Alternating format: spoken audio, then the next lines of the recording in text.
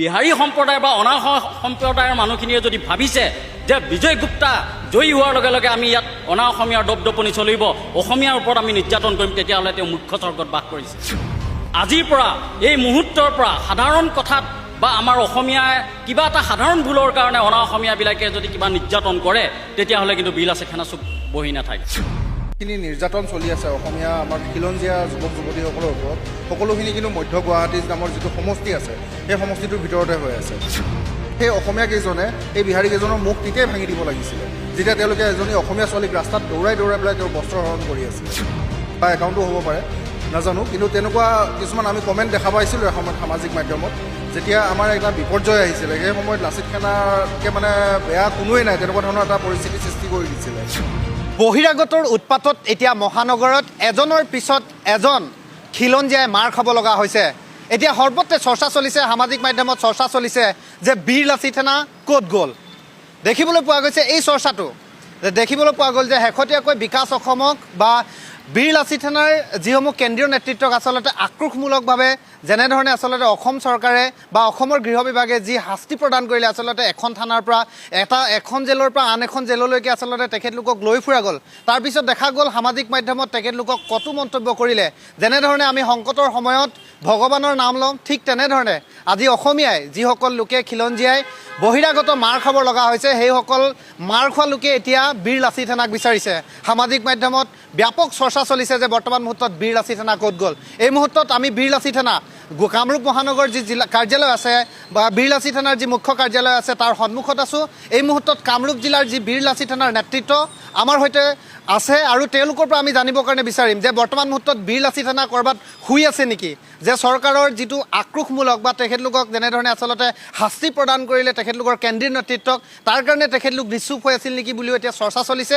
এই মুহূৰ্তত নতুনকৈ আচলতে কামৰূপ জিলাৰ সভাপতি সম্পাদক আছে, তেখেতলোকে ইতিমধ্যে কাম আৰম্ভ কৰিছে। আজি তেখেতলোকৰ স্থিতি স্পষ্ট কৰিছে। মই পুনতে তেখেতলোকৰ পৰা আমি জানিবৰ কাৰণে চেষ্টা কৰিম। যিহেতু নতুনকৈ আপুনি মুখ্য সচিবৰ দায়িত্ব লৈছে আৰু দেখা গৈছে এটাৰ পিছত এটা যেতিয়াৰ পৰাই এই নিৰ্বাচন শেষ হ'ল আৰু বিজয় গুপ্তাই যেতিয়াই এই অসমত নিৰ্বাচন খেলিবৰ কাৰণে যি বিজেপিয়ে টিকেট প্ৰদান কৰিলে, তাৰ পিছতেই কিন্তু এই নিৰ্বাচনৰ পিছতেই কিন্তু এটাৰ পিছত এটা আমাৰ বাই ভনী সমান্তৰালভাৱে ভাই ককাই আজি অনা অসমীয়াৰ কোবত এতিয়া থাকিব পৰা হোৱা নাই। এই মুহূৰ্তত বীৰ লাচিত সেনাৰ স্থিতি কি? আপোনালোকে যদি লক্ষ্য কৰে তেতিয়াহ'লে এই যিখিনি নিৰ্যাতন চলি আছে অসমীয়া আমাৰ খিলঞ্জীয়া যুৱক যুৱতীসকলৰ ওপৰত, সকলোখিনি কিন্তু মধ্য গুৱাহাটী নামৰ যিটো সমষ্টি আছে সেই সমষ্টিটোৰ ভিতৰতে হৈ আছে। গতিকে মই ডাঠি ক'ব পাৰিম যে মধ্য গুৱাহাটীৰ যিখিনি অনা অসমীয়া ব্যক্তি আছে, সেইটো মই বিহাৰী সম্প্ৰদায় বুলিয়ে নকওঁ, অনা অসমীয়া যিসকল লোক আছে তেওঁলোকে মানে এতিয়া বৰ্তমান ভাবি ল'বলৈ লৈছে যে আমি একোজন ৰজা, যে আমাৰ গুপ্তা উপাধিৰ এজন বিহাৰী সম্প্ৰদায়ৰ মানে ব্যক্তি এজন, তেওঁ MLA হ'বলৈ গৈছে বা আমাৰ মানে উঠিছে বৰ্তমান, তেওঁ MLA হ'বও পাৰে বা নহ'বও পাৰে, কিন্তু তেওঁলোকে ইতিমধ্যে ভাবি লৈছে যে আমি একোজন ৰজা, গতিকে আমি যেনেকৈ চলাব বিচাৰিম অসমখন তেনেকৈ চলিব লাগিব বা আমাৰ খিলঞ্জীয়া যুৱক যুৱতীসকল তেওঁলোকৰ ভৰিৰ তলত চলিব লাগিব। এইটো এক নম্বৰ মানে কি বুলি ক'ম, মানে একেবাৰে অসম্ভৱ আৰু এটা হাস্যকৰ কথা যে সেই যোৱাকালি পৰহিলৈকে যিসকলৰ অস্তিত্ব নাছিলে অসমত, আজি 20 বা 25 বছৰ আগতে অসমত আহি পেলাই থিতাপি লোৱা এইসকল ব্যক্তিয়ে যদি আজি নিজকে ৰজা বুলি ভাবিবলৈ লয়, তেতিয়াহ'লে কাটা তাৰৰ তলেৰে সদায় পাৰ হৈ থকা ব্যক্তিসকলেও নিজকে ৰজা বুলিয়ে ভাবিব। গতিকে এনেকুৱা ধৰণৰ হাস্যকৰ কথা তেওঁলোকে নিজে নাভাবি তেওঁলোকে এইটো চিন্তা চৰ্চা কৰক যে মই সুদূৰ বিহাৰ বা মধ্যপ্ৰদেশ হওক বা উত্তৰ প্ৰদেশৰ পৰা আহি অসমত থিতাপি লৈ পেলাই চাকৰি কৰি আছোঁ, ব্যৱসায় কৰি আছোঁ, গতিকে মই অসমীয়া খিলঞ্জীয়াসকলৰ তলত বহতীয়া হৈ থাকিব লাগিব, কেতিয়াও মই তেওঁলোকৰ ওপৰত গৈ ৰজা হ'ব নোৱাৰিম। সেই চিন্তাধাৰাটো তেওঁলোকৰ মনত নিজে যদি ভৰাই ল'ব পাৰে ভৰাই লওক, অন্যথা অনাগত দিনত আমি সেই মানে যিটো চিন্তাধাৰা আছে, যিটো মই মাত্ৰ ব্যক্ত কৰিলোঁ, এইটো তেওঁলোকৰ মূৰত আমি নিজে বলপূৰ্বকভাৱে ভৰাই দিবলৈ বাধ্য হ'ম। দেখা যায় যে এই গোটেই বিষয়টোক যিহেতু এটাৰ পিছত এটা এগৰাকী আমাৰ মহিলাক, আমাৰ ভনীক বস্ত্ৰ ফালি দিছে, কিন্তু এই গোটেই কাৰুকাৰ্যটোক ক'ত সাহস পাইছে, যিহেতু আৰক্ষীয়ে তেখেতলোকক এৰেষ্ট কৰিছে, পুনৰবাৰ তেখেতলোকে জামিন লৈ ওলাই যাব, এই কাৰ্যটো যে আৰম্ভ যে হৈছে ইটো কেতিয়াও অসমৰ কাৰণে শুভ লক্ষণ নহয়। এই ক্ষেত্ৰত প্ৰশাসনৰ ভূমিকাটো কেনেকুৱা হ'ব লাগে? সেইটো একদম মানে দুখৰ বিষয়। তাতে মই আৰু এটা কথা ক'ব বিচাৰিম যে ওচৰে পাজৰে যিখিনি আমাৰ অসমীয়া লোক আছিলে তেওঁলোকেও এইখিনি ক্ষেত্ৰত অকণমান সাহস দেখুৱাব লাগিছিলে।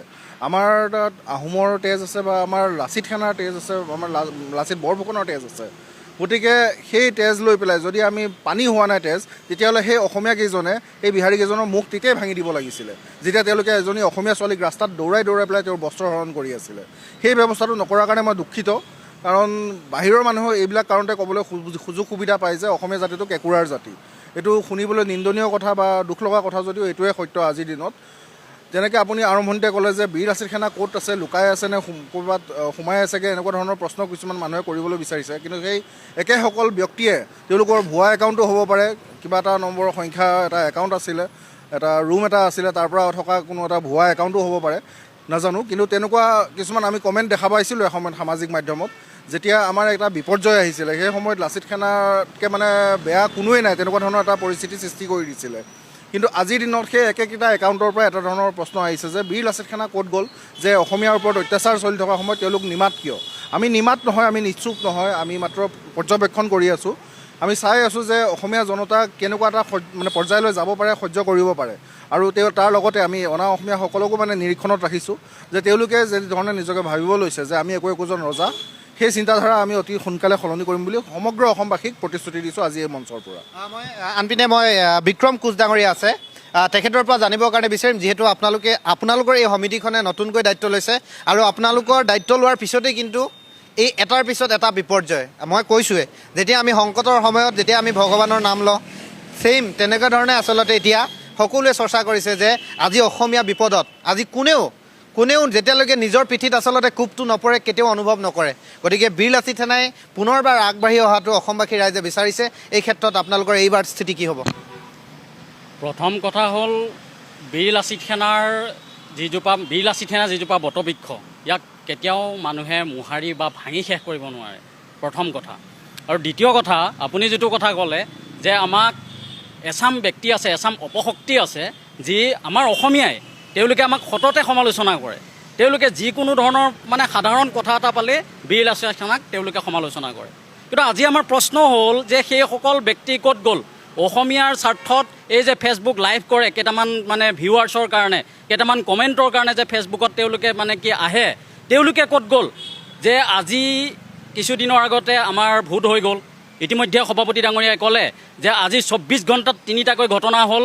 3টা ঘটনাই অনা অসমীয়া সম্প্ৰদায়ৰ মানুহে অসমীয়া যুৱক যুৱতীসকলক নিৰ্যাতনৰ, সেই 3টা ঘটনাৰ মূল কেন্দ্ৰস্থল হ'ল মধ্য গুৱাহাটী। আজি যে এই মধ্য গুৱাহাটী, এইটো কি সংকেত দিলে যে আমাৰ অসমৰ কাৰণে, আমাৰ কামৰূপখনৰ কাৰণে বা আমাৰ গোটেই অসমীয়া জাতিটোৰ কাৰণে আচলতে এই কি সংকেত বহন কৰিলে? এবাৰ অসমীয়া জাতিটোৱে ভাবিব লগা হ'ল বা ভাবিবলৈ সময় সমাগত। কিয়নো কাৰণ এই বিজয় গুপ্তা যেতিয়া কেণ্ডিডেট হিচাপে তেওঁক নিয়োগ কৰি মানে টিকেট দিলে, তেতিয়াৰ পৰা এনেকুৱা এটা হ'ল নেকি যে বিজয় গুপ্তাই মানে ৰজা হৈ গ'ল, বিজয় গুপ্তাই MLA হৈ গ'ল। কিন্তু তেওঁলোকে ভাবিছে বিজয় গুপ্তাই এজন MLAহে, ৰাইজতকৈ তেওঁ উৰ্ধত নেকি? গতিকে মধ্য গুৱাহাটীত বসবাস কৰা এই বিহাৰী সম্প্ৰদায় বা অনা সম্প্ৰদায়ৰ মানুহখিনিয়ে যদি ভাবিছে যে বিজয় গুপ্তা জয়ী হোৱাৰ লগে লগে আমি ইয়াত অনা অসমীয়াৰ দপদপনি চলিব, অসমীয়াৰ ওপৰত আমি নিৰ্যাতন কৰিম, তেতিয়াহ'লে তেওঁ মূৰ্খ স্বৰ্গত বাস কৰিছে। আৰু আমি বীৰ লাচিত সেনা অসম সদায় জাগ্ৰত ৰূপত অসমীয়াৰ কাষত আমি আছোঁ, সদায় অসমীয়াৰ পক্ষত আছোঁ। এই 24 ঘণ্টাত হোৱা 3টা ঘটনা ইতিমধ্যে আইনী পৰ্যায়ত এই বিষয়ে তদন্ত হৈছে। আমিও এই বিষয়টোত আমি তেওঁলোকক আইনী কেনেদৰে সহযোগ কৰিব লাগে বা আইনৰ ওচৰত আমি কেনেদৰে কথা পাতিব লাগে আমি ইতিমধ্যে কেন্দ্ৰীয় সমিতিৰ লগতো আলোচনা কৰিছোঁ। আৰু আজিৰ পৰা এই মুহূৰ্তৰ পৰা সাধাৰণ কথাত বা আমাৰ অসমীয়াই কিবা এটা সাধাৰণ ভুলৰ কাৰণে অনা অসমীয়াবিলাকে যদি কিবা নিৰ্যাতন কৰে, তেতিয়াহ'লে কিন্তু বীৰ লাচিত সেনা চুপ বহি নাথাকে। কথাটো ইম্পৰ্টেণ্ট। এঠাইত বহি আছোঁ, ক'ৰবাত গৈ আছোঁ, ভাবিলোঁ কথাখিনি আপোনালোকৰ লগত শ্বেয়াৰ কৰা উচিত, কাৰণ জনমত গঠন কৰাৰ প্ৰয়োজন। কুংকি চৌধুৰীক আজি অসম পুলিচে পাণবজাৰ থানাত 4-5 ঘণ্টা বহাই ৰাখিছে। তেওঁক চমন দিছে যে আপোনাৰ বিৰুদ্ধে এটা কেছ ৰুজু হৈছে।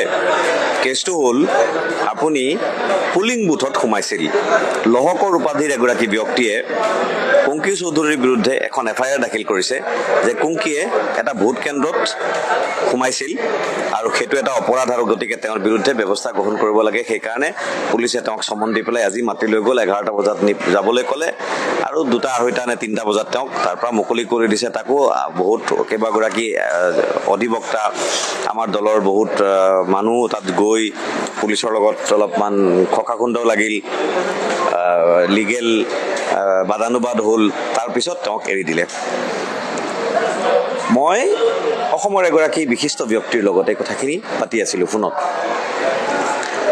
আৰু মই বুজিব খুজিছিলোঁ যে আমি জনাত ভোট কেন্দ্ৰৰ ভিতৰলৈ কেণ্ডিডেট সোমাব পাৰে, আৰু তেওঁৰ ইলেকশ্যন এজেণ্ট সোমাব পাৰে। আৰু মই গুগল কৰি ইলেকশ্যন ৰুল পঢ়ি মই এইটো কনফাৰ্ম হ'লোঁ যে হয় সোমাব পাৰে। আমাৰ দলৰ মাননীয় সাধাৰণ সম্পাদক জগদীশ ভূঞা ডাঙৰীয়া, মই তেখেতৰ লগত কথা পাতিলোঁ, ৰাতিপুৱা তেখেতক লগ পাইছিলোঁ, মাননীয় সভাপতি মহোদয়ক লগ পাইছিলোঁ। জগদীশ ভূঞা ডাঙৰীয়াৰ মতেও তেওঁ মোক কৈছে যে মই 30 বছৰ ৰাজনীতি কৰিলোঁ, মইতো এইটো কথা জানো, মইতো সোমাই থাকোঁ, আমিতো সোমাই থাকোঁ ভোট কেন্দ্ৰত কেণ্ডিডেট সোমাব পাৰে, এইটো কোনো অপৰাধ হ'ব নোৱাৰে। তেনেহ'লে কুংকি চৌধুৰীক অপৰাধ বুলি কৈ পুলিচে কিয় বহাই ৰাখিলে আৰু কিয় হাৰাশাস্তি কৰি আছে? এইটো এটা তাৎপৰ্যপূৰ্ণ প্ৰশ্ন, আৰু এই প্ৰশ্নটো সকলোৱে উত্থাপন কৰিবলৈ লৈছে। মই এই যিগৰাকী ব্যক্তিৰ লগত কথা পাতিলোঁ, এগৰাকী মানে জনা মানুহ, নিৰ্বাচন আৰু আইন সম্পৰ্কে জনা মানুহ, এগৰাকী ৰিটায়াৰ্ড IAS অফিচাৰ, মই তেখেতৰ লগত কথা পাতিছিলোঁ। তেখেতে মোক এটা বৰ তাৎপৰ্যপূৰ্ণ কথা ক'লে। তেখেতে ক'লে যে চোৱা, কথাটো আমি বুজা উচিত। গভৰ্ণমেণ্টেও জানে, পুলিচেও জানে, সকলোৱে জানে যে ভোট কেন্দ্ৰত সোমোৱাটো অপৰাধ নহয়। কুংকিৰ বিৰুদ্ধে অভিযোগটো হ'ল, আজি যিটো কথা পুলিচে কৈছে, ইমান দিনে কোৱা নাছিলে, কালি কোৱা নাছিলে, পৰহি কোৱা নাছিলে, কেছটো হওঁতে তেওঁলোকে এই বস্তুটো চালি জাৰি চোৱা নাছিলে, এই দিশটো আজি তেওঁলোকে উকিলক উত্তৰ দিছে যে কুংকিটো বাৰু সোমাইছে, কুংকিৰ লগত তেখেতৰ দেহৰক্ষীজনো সোমাইছে, আৰু সেইকাৰণে অপৰাধ। এতিয়া আপোনালোকে মোক কওক, কুংকিয়ে যিটো উত্তৰ দিছে, পুলিচক জনাইছে বা আমাক সকলোকে কৈছে, আমাৰ দলক কৈছে যে দেহৰক্ষীজন মোৰ লগত সোমাব বিচাৰিছিল, মই দেহৰক্ষীজনক বাধা দিলোঁ। মই ক'লোঁ যে আপুনি সোমাব নালাগে। দেহৰক্ষীজনে ক'লে যে মোক ওপৰৰ পৰা নিৰ্দেশ দিছে, মই সদায় আপোনাৰ লগত থাকিব লাগে, গতিকে মই সোমাব লাগিব। কাৰণ ভোট কেন্দ্ৰৰ ভিতৰতো মানুহ থাকে, তাতো আপোনাৰ জীৱনৰ নিৰাপত্তা বিঘ্নিত হ'ব পাৰে, গতিকে মই আপোনাৰ লগত সোমাব লাগিব। এতিয়া কুংকি নিৰুপায়, ছিকিউৰিটি অফিচাৰৰ কথা শুনিব লাগে, গতিকে তেওঁ সোমাই গ'ল, পিছে অফিচাৰজনো সোমাই গ'ল, মানে পুলিচজনো সোমাই গ'ল। সেইটোৱে অপৰাধ হ'ল। কিন্তু সেইটোতো কুংকিৰ অপৰাধ নহয়, তাৰ কাৰণে পুলিচজন ৰেছপঞ্চিবল। যদি পুলিচে একশ্যন ল'ব লাগে, সেই নিৰাপত্তাৰক্ষীজনৰ ওপৰত একশ্যন ল'ব পাৰে, তেওঁৰ ওপৰত একশ্যন ল'ব লাগে, তেওঁৰ ওপৰত কিয় একশ্যন লোৱা নাই? কুংকিৰ ওপৰত কেছ ৰুজু কৰিছে। উকিলৰ লগত কথা পাতিলোঁ, আমাৰ অসমৰ এগৰাকী জ্যেষ্ঠ অধিবক্তা, সন্মানীয় অধিবক্তা শান্তনু বৰঠাকুৰ ডাঙৰীয়া। তেখেতে আমাক জনালে যে এইটোতো যিটো গোচৰ ৰুজু হৈছে, এইটো এটা বেইলেবল ছেকশ্যন, আৰু বেইলেবল ছেকশ্যনৰ কাৰণে তেওঁক ডিটেইন কৰি থানাত বহাই ৰাখিব, এইটো কেনেকুৱা ধৰণৰ কথা? এইটো অন্যায় কথা। আমাৰ দলৰ মাননীয় সাধাৰণ সম্পাদক জগদীশ ভূঞা ডাঙৰীয়াই আজি অসমৰ মুখ্য নিৰ্বাচনী বিষয়া CEO আলোক কুমাৰ ডাঙৰীয়াক এখন চিঠি লিখিছে, আৰু চিঠি লিখি পেলাই কৈছে যে এইটোতো ৰাজনৈতিক প্ৰতিশোধ পৰায়ণতাহে হৈছে, আপোনালোকে বস্তুটো চাওক। কাৰণ ইলেকশ্যনৰ সময়, এতিয়াতো চৰকাৰৰ নিয়ন্ত্ৰণত পুলিচ নাই, পুলিচ ইলেকশ্যন কমিশ্যনৰ নিয়ন্ত্ৰণত। তাৰপিছতো পুলিচে যদি এইটো কৰিছে, তাৰমানে ৰাজনৈতিক প্ৰতিশোধ মানে পূৰণৰ কাম কৰিছে। মই এই প্ৰাক্তন IAS অফিচাৰগৰাকীৰ লগত কথা পাতোঁতে তেখেতে মোক যিটো কথা ক'লে, সেই কথাটো আপোনালোকৰ আগত ক'বৰ কাৰণেহে মই ভিডিঅ'টো বনালোঁ। তেখেতে ক'লে যে চোৱা, এইটো এটা বিজেপিৰ হিমন্ত বিশ্ব শৰ্মা ডাঙৰীয়াৰ ৰাজনৈতিক কৌশল। তেওঁলোকে কুংকিক প্ৰেছাৰ দিব খুজিছে। প্ৰেছাৰটো কিয় দিব খুজিছে? কুংকি যাতে জাতীয় পৰিষদত নাথাকে, কাৰণ তেওঁলোকে বিৰাট ভয় কৰে যুৱ শক্তি বিজেপিৰ বাহিৰে আন কোনোবা দলত যোৱাটো তেওঁলোকে নিবিচাৰে। আৰু যিহেতু কুংকি অলপ নাম হৈছে, কুংকিয়ে সকলোৰে সমৰ্থন পাইছে, কুংকি এটা ভৱিষ্যতৰ পলিটিকেল ফিগাৰ হিচাপে থিয় হ'ব পৰাকৈ এটা পৰিৱেশ আহিছে, সেইকাৰণে তেওঁলোকে কুংকিক আজিকালি ভয় কৰে। কুংকি যাতে বিজেপিত গুচি যায়, কুংকি যাতে জাতীয় পৰিষদ নাথাকে, তাৰ কাৰণে তেওঁৰ ওপৰত প্ৰেছাৰ ক্ৰিয়েট কৰিবৰ কাৰণে যে পুলিচ লগাই তেওঁক প্ৰেছাৰ দিব, মেণ্টেলি হেৰাছ কৰিব, আৰু ইফালে মানুহ লগাই পৰিয়ালক কনভিন্স কৰিবলৈ ট্ৰাই কৰিব যে তাক বুজাওক, তাই কিবাকে বিজেপিক পঠিয়াই দিয়ক, এনেকৈ কৰি তাই যাতে বিজেপিলৈ গুচি যায়, সেইকাৰণে তাইক প্ৰেছাৰ দিব খুজিছে। মই এই কথাখিনি আমাৰ দলৰ এগৰাকী জ্যেষ্ঠ ব্যক্তিৰ সৈতে কথা পাতিলোঁ এইমাত্ৰ। তেখেতে ক'লে যে কুংকি খামিদাত ছোৱালী, কুংকিৰ পৰিয়ালৰ লগত মই কথা পাতি, তেখেতে ক'লে কুংকিৰ পৰিয়ালৰ লগত মই কথা পাতিছোঁ। তেখেতসকলে উত্তৰ দিছে কুংকি ইমান সহজতে ভয় খোৱা ছোৱালী নহয়, তাই খামিদাত ছোৱালী, তাই এনেকুৱা কাম নকৰে। আপোনালোকক এই প্ৰসংগতে আৰু এটা কথা কওঁ যে বিজেপিয়ে যুৱ শক্তিক কিয় ভয় কৰে? মন কৰিব, বিজেপিয়ে হিমন্ত বিশ্ব শৰ্মা ডাঙৰীয়াই মাজতে নেপাল খুব কৈ আছিলে, যে অসমত নেপাল কৰিবৰ কাৰণে কিছুমানে চেষ্টা কৰিছে, অসমত বাংলাদেশ কৰিবৰ কাৰণে কিছুমানে খুব চেষ্টা কৰিছে, ভাইৰাছ কোনো চেষ্টা কৰা নাই।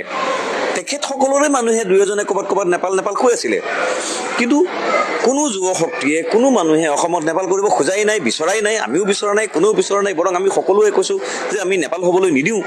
তাৰপিছতো হিমন্ত বিশ্ব শৰ্মা ডাঙৰীয়াই কিয় কৰিছে এইটো কাম? তাৰমানে তেওঁলোকে বিচাৰে অসমত নেপালৰ নিচিনা পৰিৱেশ সৃষ্টি কৰিবৰ কাৰণে কোনোবা ওলাই আহক, যুৱ শক্তি ওলাই আহক। যদি কোনোবা ওলাই আহি এনেকুৱা কাম কৰে, লগে লগে তেওঁলোকে গ্ৰেপ্তাৰ কৰিব, লগে লগে প্ৰেছাৰ দিব, লগে লগে হাৰাশাস্তি কৰিব আৰু যুৱ শক্তিক ভয় খুৱাব, যাতে যুৱ শক্তিটোৱে ভয় খাই গভৰ্ণমেণ্টৰ বিৰুদ্ধে প্ৰতিবাদ কৰিবলৈ, গভৰ্ণমেণ্টৰ বিৰুদ্ধে কিবা ইনিচিয়েটিভ ল'বলৈ আগবাঢ়ি নাহে। এইটো তেওঁৰ এটা কৌশল আছিল, যিটো ফেইল কৰিলে তেওঁ। আৰু এইবাৰ কুংকি ওলাই অহাৰ লগে লগে অসমৰ যুৱ শক্তিয়ে অসম জাতীয় পৰিষদ আৰু বিৰোধী মিত্ৰ শক্তিৰ প্ৰতি সমৰ্থন আগবঢ়াবলৈ আৰম্ভ কৰিলে। তাত জুবিন গাৰ্গৰ প্ৰসংগটো আছে। সেইকাৰণে যুৱ শক্তিক হিমন্ত বিশ্ব শৰ্মা ডাঙৰীয়া আৰু বিজেপিয়ে বিৰাট ভয় কৰা আৰম্ভ কৰিছে আৰু সেইকাৰণে কুংকিক প্ৰেছাৰ দি তেওঁলোকৰ ফলীয়া কৰিব খুজিছে। আপোনালোকক কৈছোঁ আৰু আপোনালোকৰ জৰিয়তে এই ভিডিঅ'টোৰ জৰিয়তে হিমন্ত বিশ্ব শৰ্মা ডাঙৰীয়া আৰু বিজেপি আৰু তেওঁলোকৰ গোটেই ইক'চিষ্টেমটোক কৈছোঁ, কুংকি খামিদাত ছোৱালী নহ'ব, অন্ততঃ নহ'ব বুলি আমি এটা আত্মবিশ্বাস আমাৰ আছে। এই কথাখিনিৰ ওপৰত আপোনালোকে কি ভাবে, মোৰ দৰ্শকসকলে কি ভাবে, অনুগ্ৰহ কৰি যদি আপোনালোকে তলত কমেণ্ট কৰি জনায়। মই যদি ভুল কথা কৈছোঁ নিজকে শুধৰাবলৈ সুবিধা হ'ব, বা আপোনালোকৰ মতামত জানিব পাৰিলে নিজেও নতুন কথা জানিবলৈ পাম। আপোনালোকৰ মতামত কি জনাব? पवन खेड़ा जी ऐसे सर झुका झुका के गाड़ियों में कभी यहाँ घूम रहे, कभी कितना खौफ सर, डर किस चीज़ का है? वो पवन खेड़ा मेन चीज नहीं है। पवन खेड़ा को दस्तावेज कौन दिए? वेणुगोपाल दिए थे, जी राहुल गांधी दिए थे। जांच वहां तक जाएगा, इसलिए मैं बोला ना, खेड़ा को जब पेरा बना दूंगा तब पेरा बोलना शुरू कर देगा। 4 तारीख फॉर्म में चल रहे हैं हेमंता जी। मैं हमेशा फॉर्म में ही रहता हूँ, अच्छा फॉर्म में ही रहता हूँ। अच्छा, आउट ऑफ फॉर्म होने से तो टीम से ड्रॉप हो जाऊंगा ना। पवन खेड़ा पेरा बन जाएगा, जी जी सर। कोई चिंता नहीं, उसका ट्रीटमेंट उनको असम में मिल जाएगा। सर आप मतलब बेकार मतलब तरीके से आप बता रहे हैं, कोई सब कह रहे हैं कि जी बिल्कुल फॉर्म में चल रहे हैं हेमंता जी। मैं हमेशा फॉर्म में ही रहता हूँ, अच्छा, आउट ऑफ फॉर्म होने से तो टीम से ड्रॉप हो जाऊंगा ना। एक क्रिकेट टीम में अगर कोई आउट ऑफ फॉर्म चला जाता है तो उनको तो ड्रॉप करना पड़ेगा। तो जब तक मैं ड्रॉप नहीं हूँ मतलब मैं फॉर्म में ही हूँ। तो साथ हेमंत बिस्वा शर्मा जी है और 4 तारीख को जो निर्णय होगा वो जनता बताएगी आसाम की। सर जिस तरीके से आपके ऊपर पवन खेड़ा जी ने आरोप लगाए हैं, आज कुछ मीडिया वाले भी इस तरीके से कर रहे थे, मैं उनके बारे में बात नहीं करूंगा। तो सर क्या कहना चाहेंगे पवन खेड़ा जी के लिए? पवन खेड़ा पेरा बन जाएगा, जी जी सर। कोई चिंता नहीं, उसका ट्रीटमेंट उनको असम में मिल जाएगा। सर आप मतलब बेकार मतलब तरीके से आप बता रहे हैं, कोई सब कह रहे हैं कि जी बिल्कुल फॉर्म में चल रहे हैं हेमंता जी। मैं हमेशा फॉर्म में ही रहता हूँ, अच्छा, आउट ऑफ फॉर्म होने से तो टीम से ड्रॉप हो जाऊंगा ना। एक क्रिकेट टीम में अगर कोई आउट ऑफ फॉर्म चला जाता है तो उनको तो ड्रॉप करना पड़ेगा। तो जब तक मैं ड्रॉप नहीं हूँ मतलब मैं फॉर्म में ही हूँ। तो राहुल गांधी कह रहा है कि बब्बर शेर से डर गए सर। बब्बर शेर एक जानवर है, आप इंसान को क्यों जानवर बोलते हो यार? सही बात है, बब्बर शेर जानवर है कि इंसान है? आप बताओ। जानवर है सर वो। तो क्यों लोगों को, कांग्रेस का लोगों को क्यों जानवर बोलते हैं? ये तो पता नहीं, वो कांग्रेस का नेता है, खुद ही बोल रहा है मेरा वर्कर लोग जानवर है। क्यों बोल रहे हैं ऐसा? आपको अगर कोई बोले तुम बब्बर शेर है, तुमको आपको अच्छा लगेगा? नहीं, फर्स्ट इंप्रेशन आप में तो बोलेगा तो भाई मैं कहाँ बब्बर शेर हूँ, मैं एक हिम्मत वाला इंसान हूँ, इतना बोलो। आप बब्बर शेर का मतलब आप तो जानवर हो। हम काहे को जानवर बनूंगा यार? बहुत जन्म का पुण्य का बाद लोग मानव होते हैं, जी, है ना? 84 लाख योनियों के बाद। बहुत जोनियों का बाद अब मानव होता है। राहुल हमें डिमोशन कर दिया है शेर तक, अब काहे को डिमोशन होगा? सर पवन खेड़ा जी ऐसे सर झुका झुका के गाड़ियों में कभी यहाँ घूम रहे, कभी कितना खौफ सर, डर किस चीज़ का है? वो पवन खेड़ा मेन चीज नहीं है। पवन खेड़ा को दस्तावेज कौन दिए? वेणुगोपाल दिए थे, जी राहुल गांधी दिए थे। जांच वहां तक जाएगा, इसलिए मैं बोला ना, खेड़ा को जब पेरा बना दूंगा तब पेरा बोलना शुरू कर देगा। 4 तारीख को पेड़ों से ही शुरुआत होगी सर, मुझे लग रहा है। नहीं, धीरे धीरे, कोई जल्दबाजी नहीं है। अच्छा सर लास्ट सवाल है बस मैं पूछना चाहूंगा, जैसे अब वो कह रहे हैं कि ये जांच करो, मैं तो मुंह से निकल गया। नहीं, जांच बेटा तुम करना पड़ेगा। तुम किसी को फांसी दे देगा फिर बोलेगा मेरा तो गलती से कर दिया, तो ऐसा अनाप शनाप बात तुम्हारा लोग सुन सकता है, लेकिन जिस लोगों का दिमाग है वो पूछेगा भाई ये कागज देने का पहले आपने देखा, ठीक है पहला बार गलत किया, कल रात को दोबारा क्यों गलत किया? तो बोल रहा मुंह से निकल गया मेरे। नहीं दोबारा कल रात कोई कागज डाले वो भी तो झूठा है। वो कह रहे हैं आप जांच करो। मैं क्यों जांच करूं? नहीं हमने तो जांच कर दिया, गलत है वो तो प्रूव हो गया है। जी जी। इसलिए तो तुम्हारा ऊपर एफआईआर हुआ। जांच तो तुरंत हो गया, 2 घंटा में झूठ निकाल गया। तो सर अब 4 तारीख का क्या लग रहा है आपको? कुछ अच्छा होगा, असम का भला अच्छा होगा। होगा, असम का आसाम वालों भला के लिए होगा, संदेश? असम का भला होना सही है, भला ही होगा। ठीक है सर, जय श्री राम।